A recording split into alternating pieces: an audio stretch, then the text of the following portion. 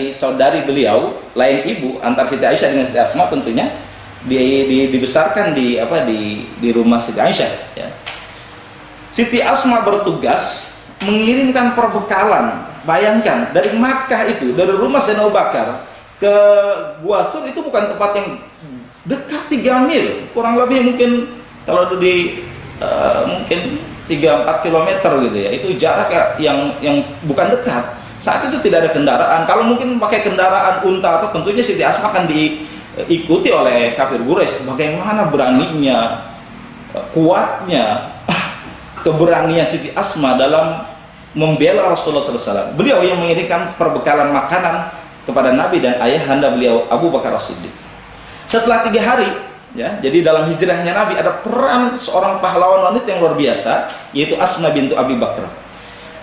Setelah 3 hari beliau berada di Gua Thur, maka beliau melanjutkan perjalanan menuju kota Madinah.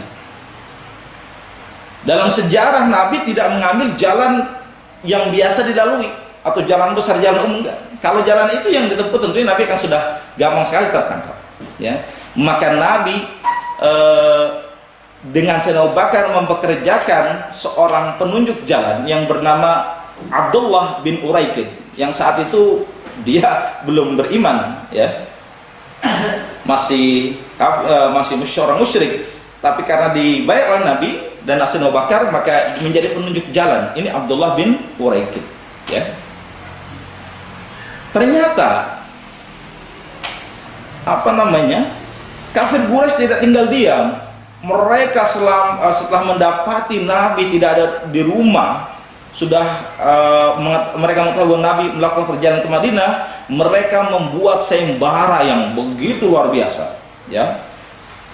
Apa yang sayembara dikeluarkan oleh kafir Quraisy? Mereka memberikan sayembara, siapa saja yang bisa menangkap Nabi Muhammad SAW dengan Abu Bakar, maka akan diberikan hadiah 100 ekor unta. Bayangkan, saat itu unta yang paling mahal unta merah, ya, yang mungkin kalau sekarang kisaran kita anggap ringannya saja, 1 ekor unta harganya 30 juta kali 100 mungkin sudah sampai kurang lebih 3 miliar gitu ya, uang yang sangat besar, ya. Ada yang menarik dengan sayembara ini, kita sedikit meluaskan bahasan kita. Ada yang menarik dengan apa itu, dengan sayembara ini. Ternyata ada yang tertarik dengan sayembara ini, banyak yang tertarik, tapi yang paling tercatat dalam sejarah adalah Suraqah bin Malik, ya, bin Ju'sham, ya. Dialah begitu mengetahui kafir Quraisy sudah mengumumkan 100 ekor unta bagi siapa saja yang bisa mengembalikan Nabi ke kota Makkah, memacu kudanya, mengejar Muhammad. Ternyata benar, Suraqah berhasil mendekati Nabi Muhammad.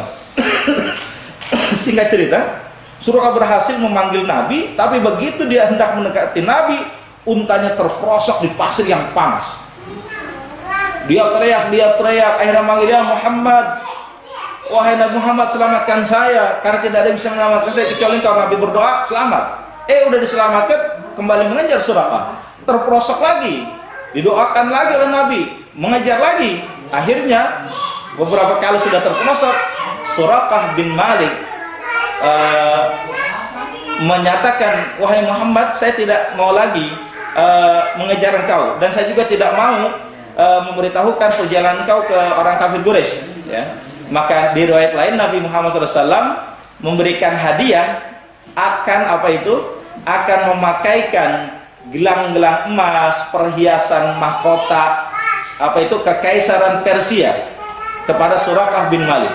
Ini dipegang betul oleh Suraqah bin Malik, kalau Nabi akan memberikan perhiasan dan mahkota mahkota kerajaan Persia. Ternyata janjinya Nabi Muhammad SAW ini benar-benar terwujud di era kepemimpinan Khalifah Umar bin Khattab, di mana beliau ketika sudah menaklukkan Persia, mengingat janji Rasulullah, Sayyidina Umar mengingat janji Rasulullah, lalu memberikan perhiasan dan mahkota emas kepada Suraqah. Dalam riwayat dipakaikan, sehingga Suraqah bin Malik menyatakan benar yang disabda Rasulullah, beliau memakai perhiasan dan mahkota kekaisaran Persia. Itu Suraqah bin Malik, ya. Anak-anakku sekalian, Ini tentang sejarah Rasulullah SAW dalam berhijrah. Jadi bukan perjuangan main-main, ya. Jadi Ustadz batasi materi kali ini dalam kronologi perjalanan Rasulullah, di mana Rasulullah itu keluar dari kota Makkah itu pada tanggal 1 Rabiul Awal hari Kamis, sampai di kota Madinah pada hari Senin, ya, 12 Rabiul Awal, di waktu duha menjelang zuhur, ya. Makanya ada beberapa ulama nyatakan Nabi lahir hari Senin, Nabi puput pusar hari Senin, Nabi hijrah hari Senin, Nabi wafat hari Senin. Allah berikan kemuliaan kepada beliau, ya. Jadi mudah-mudahan dengan pembahasan hijrah kali ini, ya, kita bisa mengambil beberapa kesimpulan. Satu, ada peran sahabat yang bernabi. Yang kedua, Nabi menugaskan seorang saudara beliau, saudara sepupu beliau, yaitu Ali bin Abi Thalib, menggantikan beliau. Betapa berani Sayyidina Ali. Itu tanpa keberanian tidak mungkin. Dan yang kedua, Rasulullah juga memberikan tugas buat Sayyidina Ali. Ini yang menarik. Jadi Nabi itu diberikan amanat oleh kafir Quraisy. Jadi banyak orang kafir Quraisy itu memberikan amanat kepada Nabi, harta untuk disimpan di Nabi sebagai amanat. Jadi sebelum Nabi hijrah, Nabi berpesan kepada Sayyidina Ali, ini harta tolong sampaikan ke Fulan bin Fulan. Itu anehnya, gitu ya. Jadi orang kafir Makkah tidak percaya kalau Nabi itu Nabi, gitu ya. Tapi mereka percaya kalau Nabi itu amanat, jujur, tidak bohong. Bahkan mereka menitipkan harta mereka kepada Nabi. Lalu ketika Nabi mau berhijrah, menitipkan amanat harta itu kepada Sayyidina Ali untuk dikembalikan, disampaikan kepada apa? Kepada pemiliknya. Itu tugas Sayyidina Ali yang kedua. Yang berikutnya ada peran pahlawan wanita Siti Asma yang bolak-balik selama 3 hari 3 malam memberikan perbekalan makanan buat Nabi dan Sayyidina Abu Bakar. Jarak dari kota Makkah ke Jabal Tsur itu 3 mil, bukan jarak dekat. Tidak naik kendaraan, untuk berjalan kaki. Kalau jalan di Parung enak, ya, tanah subur, tidak panas. Di padang pasir, ya, susah. Kemudian ada peran Abdullah bin Abu Bakar, peran pencari berita, ya. Pagi mencari berita, malam disampaikan untuk mengetahui situasi kondisi terkini di kota Makkah. Yang ketiga, ada peran Amir bin Fahirah, seorang yang ditugasi untuk mengembala kambing di depan Gua Tsur untuk memberikan informasi kalau terjadi sesuatu. Ya, yang keempat ada peran lagi, Nabi menugaskan seorang yang belum beriman, Abdullah bin Udaikid, sebagai penunjuk jalan. Nah, yang lebih dahsyat lagi, Allah kirimkan laba-laba yang bisa membuat jaring, dan 2 ekor hamamah, ya, 2 ekor merpati yang bersarang dan bertelur di depan Gua Tsur, sehingga kafir Quraisy saat itu sudah lalu lalang di depan Gua Tsur. Bahkan Abu Bakar sudah bisa melihat kaki orang kafir Quraisy, tapi Nabi bilang, la tahzan, innallaha ma'ana. Beliau bersabda menyampaikan seperti itu, ya, benar, Allah melindungi Nabi dan sahabat Abu Bakar, sehingga beliau sampai ke kota Madinah pada hari Senin tanggal 12 Rabiul Awal dengan disambut meriah oleh para sahabat yang sudah lebih dahulu, dan orang Madinah, sahabat Madinah Ansar yang sudah berada di kota Madinah saat itu masih Yathrib.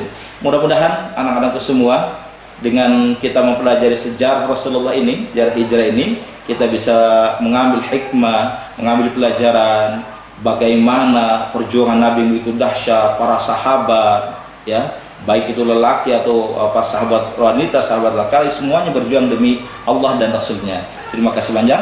Wabillahi taufiq wal hidayah. Assalamualaikum warahmatullahi wabarakatuh.